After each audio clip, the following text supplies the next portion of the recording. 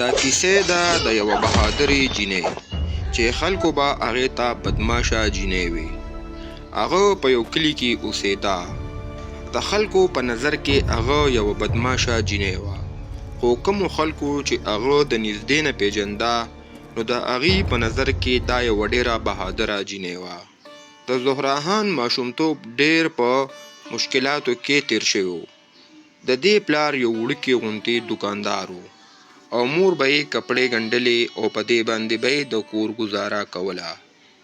یوه شپه چې زهرا خان صرف د 12 کالو وه، څه بدماشان د دې دوکان کې داخل شو او د دې ټول دوکان یې لوټ کو. د دې واقعې نه بعد زهرا خان فیصله وکړه چې زه به نن نه پس د دې بدماشانو نه بدل اخلم او زه به خپله زندگی بدلوم او د مظلومانو خلکو مدد بکوم. وخت تیریدو، زهرا خان ډیر زیات مهارت حاصل کو. هغې مارشل آرټس زده کو. زهرا خان د ذهن نم ډیره تیزه وه. دا د ښار د بدماشانو خلکو سره ملاو شوه او د هغې فارمولې یې زده کړې. په مزه مزه باندې دې یو خپل ټیم جوړ کو. دې په خپل ټیم کې صرف هغه خلک واغستو چې هغه یتیمانان هلکانو او بې وسه ښځې وې او بې کوره خلکو به دې ته ګینګسټر وي. خو په حقیقت کې به زهرا خان صرف د هغې خلکو خلاف ودرېده چې چا به کمزوري خلک تنګولو. دې به د مالدارانو خلکو نه پیسې اخیستې او په غریبانو خلکو کې به یې تقسیمولې. زهرا خان چرې هم بېګناه خلکو ته نقصان نه رسولو. دا یو د دې عادت و. یو ورځ په ښار کې یو نوی ګروپ راغو چې د هغې مشر کامران ملک و. هغه ډېر زیات ظالم و او هغه به په خپل طاقت باندې خلک تنګولو او خلک به یې یرولو. ده به د ښار کاروباران خلکو ته دمکي ورکولې چې ما ته هره میاشت پیسې راکوي او چا به چې انکار کولو نو کامران ملک به د هغې زندگی د مصیبتونو نه ډکه کا. زهرا خان ته د دې خبرې پته ولګېده. هغه ډېره زیاته غوسه شوه. زهرا خان خپل ټیم راوغوښتو او هغې ته یې وویل چې دا ښار زمونږ دی، دلته کې مونږ ظلم هېڅ چرې هم نشو برداشت کولی. زهرا خان ډېره زیاته غوسه وه او زهرا خان ته بار بار د خپل بچپن هغه واقعه مخې ته راتله چې بدماشانو د دې د پلار دوکان لوټ کړی و. زهرا خان ډېره هوښیارتیا سره د کامران ملک د نیټورک پته ولګوله او هغې سره یې براه راست جنګ ونه کو بلکې د عقل نه یې کار واغستو. زهرا خان او د دې ټیم د کامران ملک خلاف د غیر قانوني کارونو ثبوتونه یوځای کو او خفیه طور باندې پولیس ته ورسولو. خو کامران ملک ډېر زیات چالاکه انسان و. هغه ته پته ولګېده چې زهرا خان زما خلاف ثبوتونه یوځای کوي او دا ثبوتونه دا به زما خلاف استعمالي. یوه شپه زهرا خان یوازې په یوه لار کې روانه وه.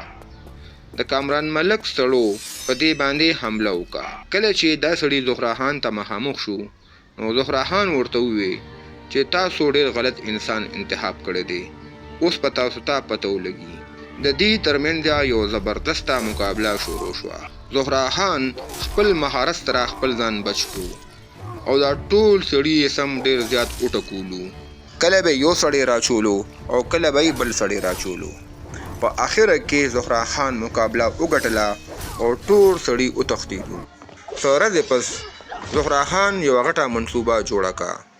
دې د کامران ملک د ټولو نه نږدې ملګری خپل ځان ته راوغوښتو او هغه ته یې وویل چې ما ته د کامران ملک خلاف ټول ثبوتونه راکړه. دا ډېر یو خطرناک قدم و خو زهرا خان ته پته وه چې دا موقع ده، د دې نه بغیر کار نه کیږي.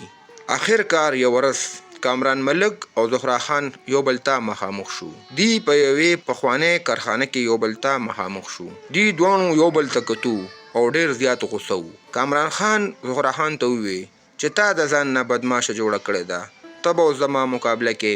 زهرا خان ورته وویل چې ته هغه سړی چې ځان نه دی نعوذ بالله خدای جوړ کړی دی، ته سم نشو کولی. ګوره چې زه اوس تا سره څه کوم.